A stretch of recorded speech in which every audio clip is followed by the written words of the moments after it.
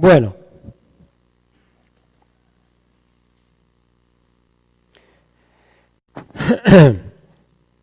llegamos hasta no cometerás adulterio y los problemitas que se nos van a venir encima con las nuevas leyes que se están dando. El problema es que la ley civil lo permite. Entonces, ¿por qué no en las iglesias? Bueno, vamos a tener un problema. Y no va a ser sencillo de resolver. No, no va a ser sencillo. Bueno, dice, no levantarás testimonio. Colosenses 3:9.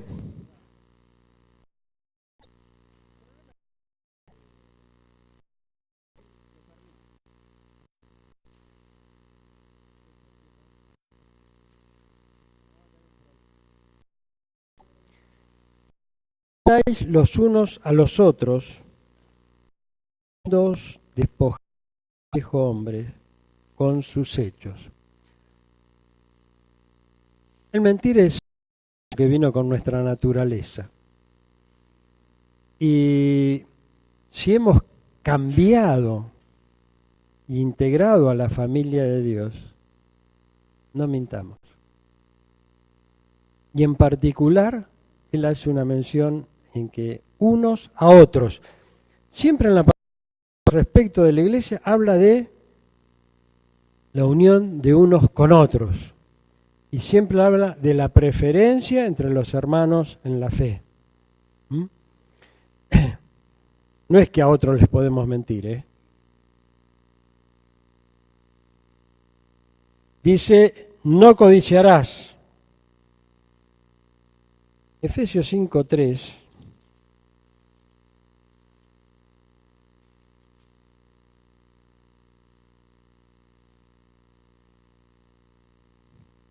Dice, pero fornicación y toda inmundicia o avaricia, ni aun se nombre entre vosotros, como conviene a santos. Sigue más adelante con otras. Somos santos, separados para la obra de Dios, separados para Dios. No nos podemos mezclar con el mundo ni las costumbres del mundo. Las cosas que habitualmente hace el hombre natural. No nos podemos meter en eso. Y es la recomendación que tenemos de parte de Dios a través de su palabra. Ahora, si miramos todas estas ordenanzas más dada a Israel, hacen referencia a que el hombre o el pueblo de Israel tenía que hacer. Lo harás, tendrás que hacer esto, deberás hacer aquello. Todo tenía que ver con la acción de las personas. Hoy día diríamos transaccional. Ahora, para la iglesia, ¿cómo es? Para la iglesia es por gracia, por fe.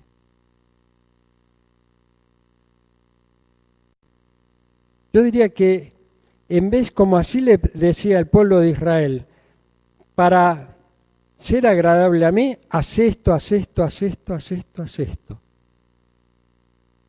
La iglesia con Dios es una sola cosa que nos demanda. Fe en lo que hizo Él. A nosotros nos demanda hacer cosas. Nos pide que nos transformemos, pero no nos demanda que estemos haciendo cosas. Porque ya la eternidad ya la tenemos dada por gracia de parte de Dios. Al pueblo de Israel lo tenía que hacer. A ver, una vez por año tenían que ir y sacrificar un animal, ¿no es cierto? Una vez por año el sacerdote tenía que ir y sacrificar un animal por él. O sea, tenían que estar permanentemente de hacer cosas para agradar a Dios. Vamos a ir a Mateo 6:33 ahora, porque vamos a ver la iglesia en otro plano.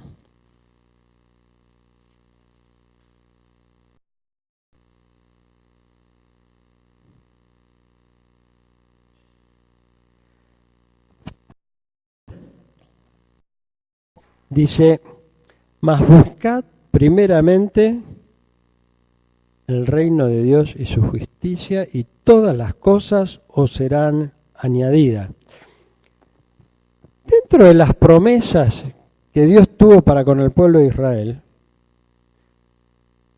estaba una nación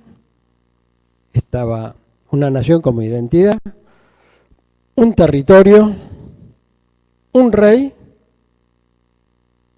un Mesías prometido y un rey de Dios. El reino no está para la iglesia. El reino era para el pueblo de Dios, para Israel. Era una promesa de Dios para el pueblo de Israel. A la iglesia no le está prometido un reino. ¿Por qué? Porque nosotros somos ciudadanos del cielo. Nuestra ciudadanía es el pueblo del territorio. Y la promesa para ellos es que van a tener un reino milenial, por 1000 años. Ahora, ¿la iglesia va a participar de ese reino?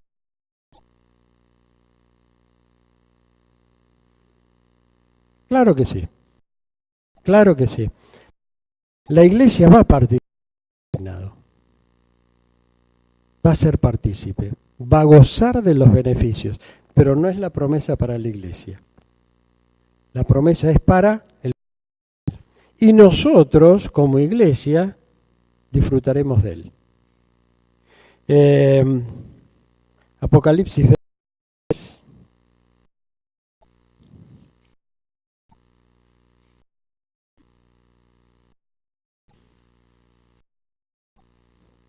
Dice, bienaventurado y santo el que tiene parte en la primera resurrección, la segunda muerte no tiene sobre estos, sino que serán sacerdotes de Dios y reyes. Va a ser en la tierra después de que la iglesia sea arrebatada. Pero vamos a estar en el cielo con el Señor. Si ustedes se acuerdan de Jacob, que él dice, vi una escalera al cielo. Nosotros vamos a tener ciudadanía en el cielo, en la Jerusalén celestial. Israel va a estar en la Jerusalén terrenal.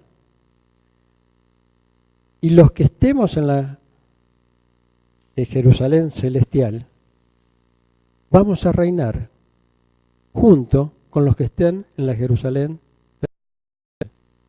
O sea, tendremos acceso o estar arriba o estar abajo, pero nuestro lugar va a ser arriba. Entonces, cuando queremos comparar la iglesia, como a veces decimos, somos parte del pueblo de Dios, el pueblo de Dios es Israel, no es la iglesia. La iglesia es la familia de Dios. Tenemos la potestad de ser llamados hijos de Dios, integrantes de la familia de Dios. El pueblo de Dios es Israel, no es la familia de Dios. ¿Mm? como iglesia,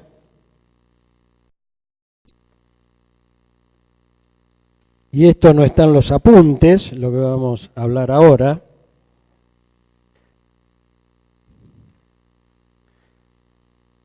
como iglesia se nos ha encomendado, dice, le dijo, toda potestad me es dada en el cielo y en la tierra. Por tanto, id, haced discípulos a todas las naciones, bautizándolos en el nombre del Padre, del Hijo y del Espíritu Santo, enseñándoles que guarden todas las cosas que os he mandado. Y he aquí, yo estoy con vosotros todos los días hasta el fin del mundo. Y acá encontramos una serie de palabritas de la que Dios le ha encomendado a la iglesia. Ir y predicar. Ir y hacer discípulos. ¿Qué tipo de acción es? Es una acción de tipo pública. Es una interrelación con el mundo, con los habitantes de la tierra. Es una acción pública. Yo predico, puedo predicar más a una persona, pero también predicar en público. O sea, es una acción pública. Después dice lo mismo que el discipulado. El discipulado es enseñar particular. Después dice bautizando. Bautizar. Es una de las prácticas encomendadas a la iglesia. ¿Qué tipo de es una acción privada? Te van a decir, sí, pero él lo está haciendo delante de todo el público y demás. Lo que pasa es que es una decisión personal el bautizarse. Yo no sé ordenar. Se lo voy a explicar, se lo voy a enseñar, y él voluntariamente obedecerá a Dios bautizándose. Es una acción de tipo privada. El Señor encomendó algo más. Haced memoria de mí. Cuando compartáis estos símbolos, haced memoria de mí. ¿Eso es una acción de qué tipo? Privada. Es una acción privada. Pero si nos reunimos los domingos y estamos todos y todos participamos. Hay algo que Pablo enseña en Corintios. Cada uno de ustedes examínese y luego participe. Pero el examinarse, ¿cómo es? Es personal, es privado. Entonces, tanto el bautizarse como ser partícipe de los símbolos, de hacer memoria del Señor, son de tipo privado. Son decisiones individuales de cada uno frente al Señor. Participo, obedezco, es una decisión personal. Lo otro es público. Lo otro es público. Dice Juan 4:24.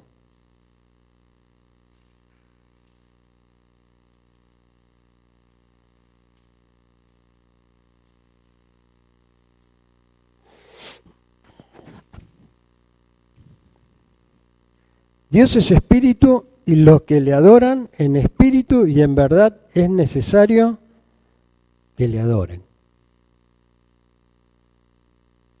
Nuestra adoración a Dios tiene que ser en espíritu. Y es mi espíritu que se comunica con el espíritu de Dios. No es el espíritu de otro que lo hace por mí. Soy yo con el Señor. Es una relación directa. Cuando el Señor instituyó la cena,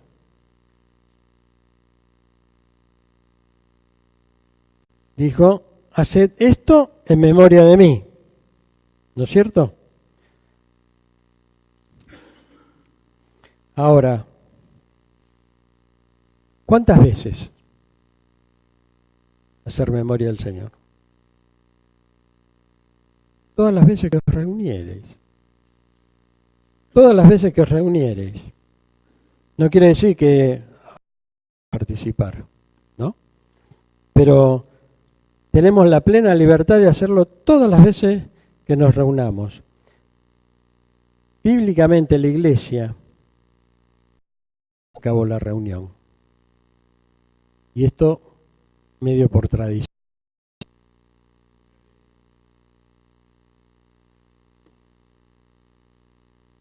¿Por qué?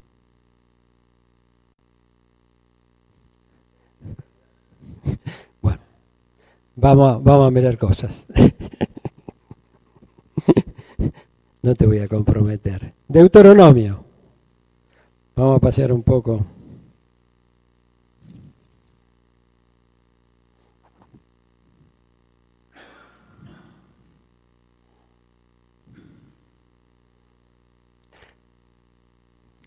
Deuteronomio 5:15 dice, bueno, leo la segunda parte.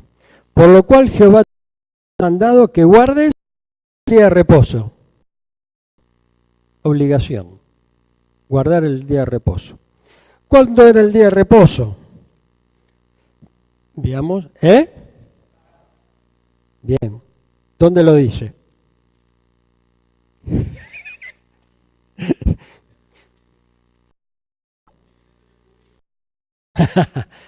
Éxodo 20.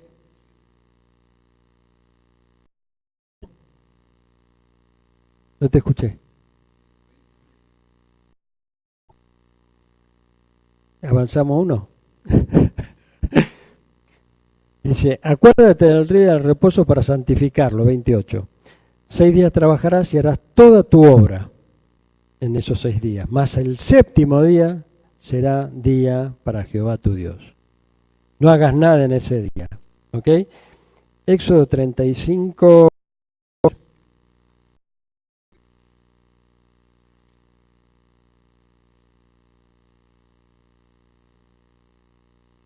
No encenderá fuego en ninguna de vuestras moradas en el día de reposo, día dedicado completamente al Señor, en el cual no debes hacer absolutamente nada.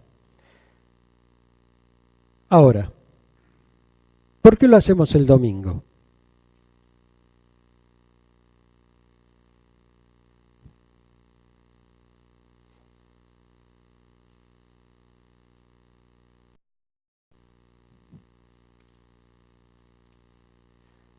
Bien, 21 de Juan. El primer día de la semana, ¿qué aconteció? El Señor ya no estaba en la tumba. Primer día de la semana, el Señor ya no estaba en la tumba.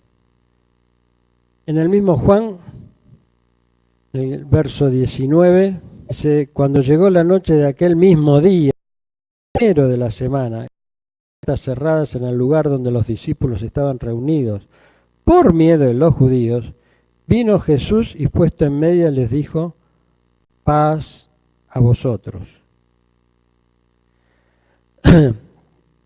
Paz a vosotros.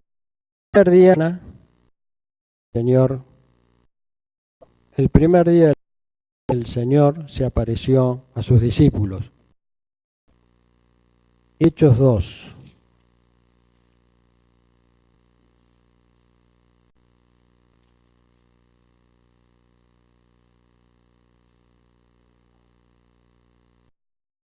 Y cuando llegó el día de Pentecostés, estaban todos unánimes juntos, y de repente vino del cielo un estruendo como de un viento recio que soplaba, el cual llenó toda la casa donde estaban sentados, y se les aparecieron lenguas repartidas como de fuego, asentándose sobre cada uno de ellos. Y fueron todos del Espíritu Santo, y comenzaron a hablar en otras lenguas según el Espíritu le daba que hablasen. Comenzó la iglesia. El Espíritu Santo descendió sobre todos los que estaban reunidos juntos, y el Espíritu Santo fue sobre ellos. ¿Qué día? El día de Pentecostés. ¿Qué era el día de Pentecostés? 40. 50, perdón. Vamos a Levítico.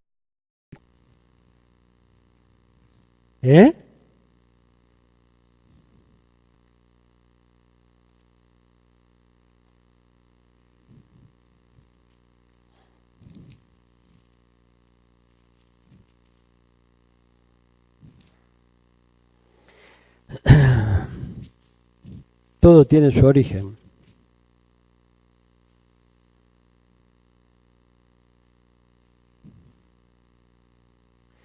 (23:5) dice, en el mes primero, a los 14 días del mes, entre las 2 tardes, Pascuas es de Jehová. Y a los 15 días de este mes es la fiesta solemne de los panes sin levadura. A Jehová 7 días comeréis panes sin levaduras. El primer día tendréis santa convocación. Ningún trabajo de siervo haréis. Está toda la fiesta, y el primer día después de la fiesta ¿cuándo es? El día de reposo. Y el primer día, santa convocación. Es el día de Pentecostés, que es el primer día de la semana. Búscalo. Entretenete. Es el primer día de la semana. La fiesta se lleva a cabo y el primer día de la semana es Santa Convocación, dedicado a recordar el día. De ahí es de donde viene el que el primer día de la semana nos reunamos para hacer memoria del Señor. 1 Corintios, capítulo 16. No se olviden de que la iglesia, segunda tengo acá puesto, primera, la iglesia, su origen, ¿dónde está fundamentado? En el pueblo de Israel, con todas sus costumbres que el Señor ha modificado. Capítulo de 1 Corintios. En cuanto a la ofrenda para los santos, haced vosotros también de la manera que ordené a las iglesias de Galacia. Cada primer día de la semana, cada uno de vosotros ponga aparte algo. O sea, se reunían cada primer día de la semana, siguiendo con tradiciones y con eventos como el de Pentecostés. De ahí se manifestó el Espíritu Santo en la iglesia por primera vez. Y ese es el motivo por el cual nos reunimos los días, los días domingo.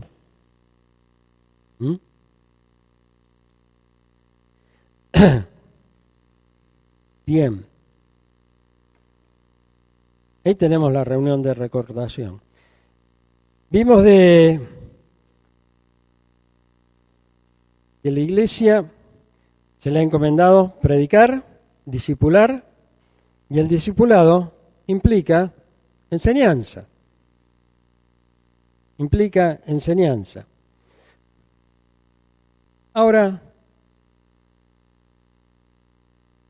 ¿cuál es el leitmotiv de la enseñanza?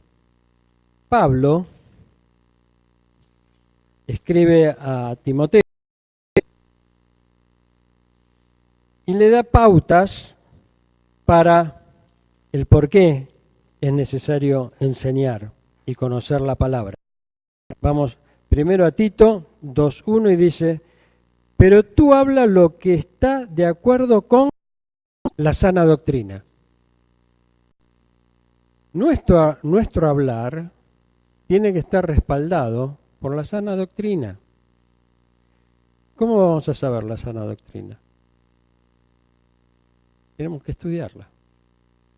Tenemos que ser enseñados y tenemos que enseñar a otros, discipular a otros. En 2 Timoteo sigue Pablo aleccionando. El 13-14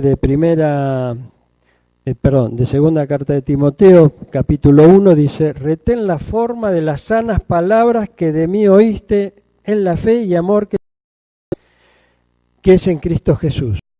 Guarda el buen depósito por el Espíritu Santo que mora en nosotros. Sana doctrina. Sana doctrina en nuestro hablar. Pero ahí dice algo muy interesante. Guarda el buen depósito por el Espíritu Santo. Guardar lo que hemos aprendido de la sana doctrina, retenerlo. Lo vamos a transmitir.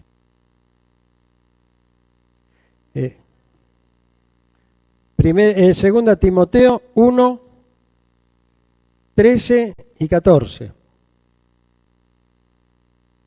No lo tienen en el apunte, así que anotar. Segunda Timoteo 2 dice, Pablo le escribe, dice: tú, pues, hijo mío. Miren qué interesante. ¿Cómo lo define a Timoteo? Como hijo. Pablo no.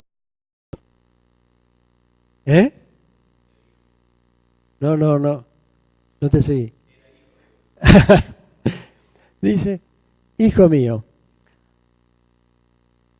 Yo les había mencionado que el discipulado no es solamente transmitir conocimiento, es generar una relación. Y acá Pablo lo está escribiendo, hijo mío, lo está tratando como un hijo. En Corintios, después lo vemos, se da el mismo caso.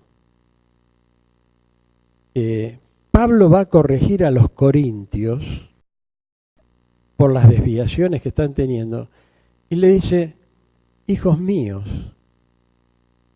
yo como padre puedo corregirlos como padre. Y la relación de padre con un hijo es una relación de amor, de respeto. Cuando discipulemos a alguien, debemos tratar de generar ese tipo de relación,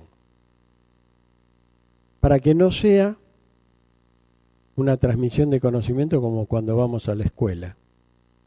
Es una relación de amor, de hermanos, con amor fraternal, transmitirle los conocimientos de lo que Dios quiere en su vida.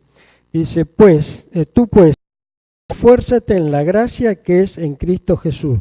Lo que has oído de mí, ante muchos testigos, una prédica pública,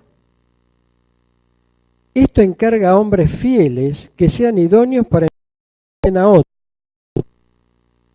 Hombres fieles para enseñar a otros. ¿De qué? De reproducción. A la iglesia se le encomendó ir y predicar, hacer discípulos. Y esto es lo que le está diciendo Timoteo. Esto encarga a hombres fieles, que estén capacitados. ¿Cómo van a estar capacitados para enseñar si antes no fueron capacitados? En cualquier trabajo que tengamos o que vayamos, primero somos capacitados para después poder hacer la tarea. Y esto es lo que Pablo le está diciendo a Timoteo. Lo que has escuchado de mí es hombres que sean fieles para que ellos a su vez enseñen a otros.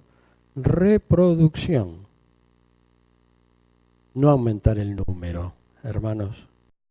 No darle fundamento a ellos que han creído en el Señor y se han convertido. Sean niños fluctuantes ante doctrinas humanas. ¿Ok? Hombres idóneos. Seguimos en Timoteo. En 2 de Timoteo 2:15 dice, procura con diligencia presentarte a Dios como obrero que no tiene de qué avergonzarse, que usa bien la palabra de Dios. Que usa bien la palabra de Dios. ¿Cómo podemos usar bien la palabra? Si no hemos estudiado la palabra, no la podemos usar correctamente. Y lo que le está pidiendo es que la use correctamente. Seguimos en 2 Timoteo capítulo 2 y dice,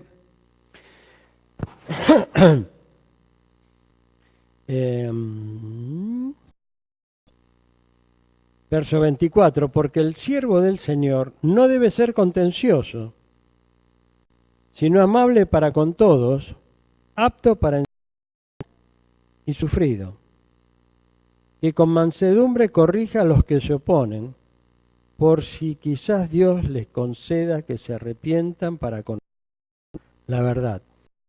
Debe ser para transmitir la palabra de Dios, con dominio propio, en primer lugar, no contencioso, siendo amable. Tenemos que, como iglesia, transmitir los conocimientos. A veces decimos, este es duro de servir, es cabeza dura. Amables, con amor, soportando la dureza y los caprichos que puede tener el hermano para entender lo que Dios quiere en su vida. En el capítulo 3 sigue diciendo, capítulo 3, verso 14, pero persiste tú en lo que has aprendido. Persiste. ¿Qué implica persistir en lo que uno ha aprendido? Dar tiempo a escudriñar las Escrituras. Dedicar tiempo a estudiar la palabra de Dios. Podemos haber aprendido algo, pero Dios siempre nos muestra algo más. Por eso es que habla hasta que alcancemos la madurez de la estatura del Señor. Día por día, Dios nos va mostrando algo más a través de su palabra. Pablo, ¿cómo los llama a los corintios?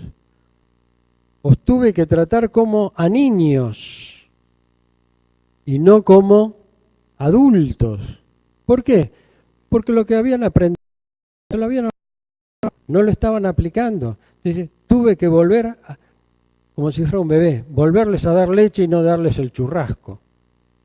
Tuve que arrancar de nuevo, tuve que tratarlos como a bebé en el conocimiento de Dios. Cuando ya, con el tiempo que pasó, tendrías que ya ser maduro. Entonces, acá le está diciendo a Timoteo, persiste tú en lo que has aprendido y te persuadiste, sabes lo que has aprendido y que desde la niñez has sabido las sagradas escrituras, las cuales te pueden hacer sabio.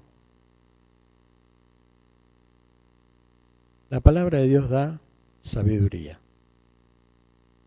En Santiago dice, y aquel que no la tenga, que la pida. Y que Dios, ¿qué hace? Da en abundancia. Sabiduría.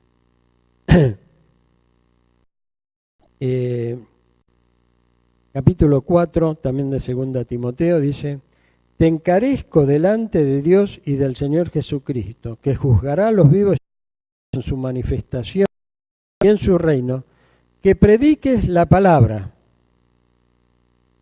¿Qué fue lo que antes? Ir y predicar la tierra, ¿no? Encomendable. Le está diciendo que prediques las palabras, que instes a tiempo y fuera de tiempo, redarguye, haz dar a conocer las fallas, reprende, exhorta con toda paciencia y doctrina con la palabra de Dios. Siempre me acuerdo de un hermano que dice, cuando exhortas o exhortes, no le pegues con la Biblia, enseñale la Biblia. Exhorta con paciencia y doctrina. Porque vendrán tiempos cuando no sufrirán la sana doctrina. Estamos en el mundo y vamos a ser influenciados por doctrinas de todo tipo y color, sino que teniendo comezón de oír se amontonarán conforme a sus propias concupiscencias. Modificar la palabra de Dios de acuerdo a la conveniencia de aquel que la va a estar dando. Y apartarán de la verdad el oído y se volverán a las fábulas. La importancia de enseñar correctamente la palabra de Dios con paciencia, si hay que decirlo 20 veces, serán 20 veces. Si hay que dar 20 ejemplos, serán 20 ejemplos. Pero con firmeza, apoyados en lo que es la palabra de Dios, para que no sean llevados por doctrinas humanas o filosofías humanas. Fundamento de la palabra de Dios. Hoy comentaba que está viniendo una ola muy fuerte con algunos principios doctrinales que de los que están en la palabra de Dios. Muy fuerte. Ya los van a...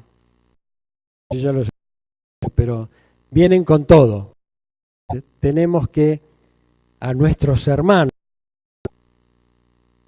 transmitirles la seguridad de la palabra de Dios, claridad, con doctrina, y sostener lo que he puesto en la palabra para que aquellos que aún no han conocimiento de la palabra no sean influenciados de la verdadera doctrina de Dios.